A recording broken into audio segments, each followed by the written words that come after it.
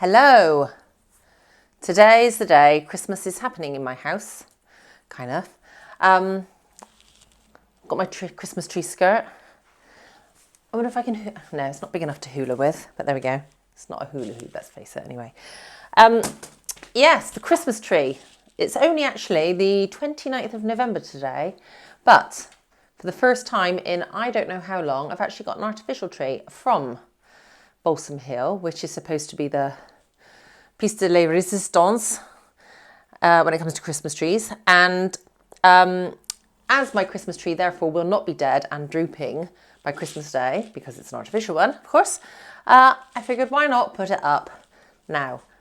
Also, I have no idea how long it's going to take me to put the tree up, manipulate all the branches and everything to make it look superb, and then get all the baubles and everything else on it, because it's a 7.5-foot tree. So it's rather large. Now, Balsam Hill, like I say, are supposed to be out there as one of the best, if not the best, in terms of artificial Christmas trees. They're not the cheapest, but you get what you pay for, and they look fantastic from the brochure. I've yet to see one up close and in person. Today is that day. I have two very large boxes here which need to be undone and put up. They're very heavy, the boxes, very heavy indeed. I've gone for the 7.5-foot Fraser fir because it looks really, really nice.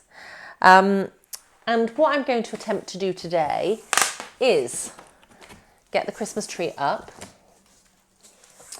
Oh, how exciting! Get the Christmas tree out of the box, challenge number 1. Put the Christmas tree together, challenge number 2. And then start to, like I say, manipulate all the leaves and branches and everything like that. Not leaves, is it? But branches, to get it looking nice and full, ready to put all the decorations on. I'm not going to do the getting it out of the box bit on camera, because no doubt I'm going to make an absolute farce of that, because it's going to be very heavy. So what I'm going to do is I will be back momentarily when the pieces are out of the box, and we will see how easy it is to put together. So, pieces out of the box. We have 3 different sections, and they're labelled. So section 1, section 2 and section 3. I've got some nice bags, which I'm presuming is for putting the tree away afterwards. I have a stand, which I'm hoping will fit nicely inside my tree skirt, because I don't like the bottom of the tree looking visible. So that should fit in there. I have, what do I have? I have my instructions. Oh, apparently I even get a nice little pair of gloves to put it together properly. Why I need gloves? Maybe it's to stop it hurting my hands, perhaps. I don't know. So are my gloves in here, I'm assuming? Yes. Oh, several pairs of gloves.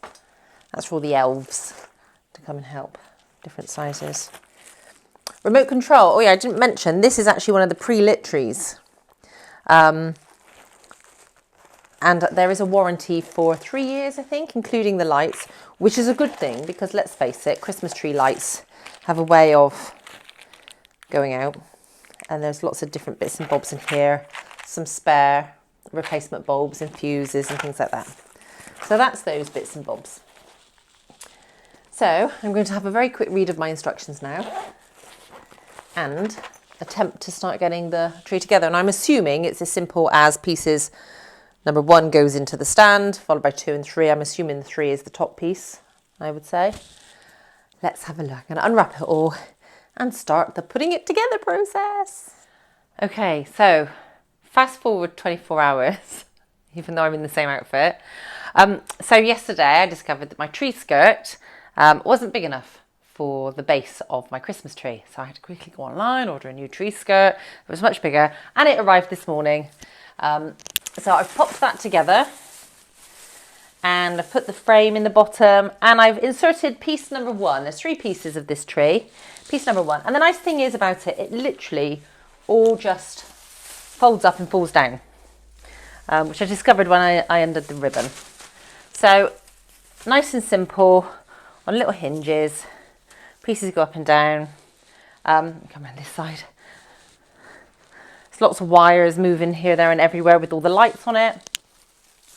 And the instructions they give basically is to fan out the branches to cover the trunk of the tree. I'm not going to stand and do all that right this second. But you can see it's quite easy. Literally just fanning them out to make the tree look nice and bushy. But I'll continue to do that when the rest of the tree is together. You can get a better look then of a better idea of what the tree is going to look like. And the bit that's going up against the wall, I won't obviously bother with all of that bit. But it went together nice and easy. There's little caps on the trunk. I'm going to put in number 2 now. So hopefully this will be as easy as the first. I'm assuming this is number 2. Get all the bubble wrap off. Have a little squelch at the same time. Let me just check. Section number 2. Okay, so let's take that bit off. There's the cap that comes off. Pop that down there. Now then, I'm not sure whether I need to line it up in any particular way. Align arrow marking on upper section with metal bolt on the lower section to make the easy plug connection. Right, so, oh, I can see actually, yeah, you've got the connector in the end there, which therefore should mean that it just drops in. But that's spinning at the moment, so does that mean it's done? I don't know. I don't know really. Let's hope so. Okay, so this is the nice easy bit. Not so easy when I come to put it all back together, I'm sure. Put it away after Christmas, I mean.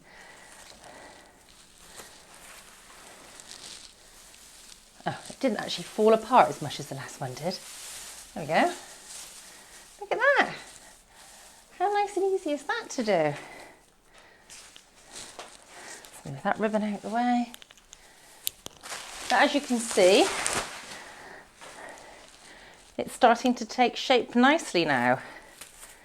And you can see where all the gaps are. So we'll be able to fan that out plenty to enable the trunk to be hidden. So that's fine. That's fine that it looks like that at the moment because there's lots of fanning out to do. And we will now have a look at putting the third section on the top.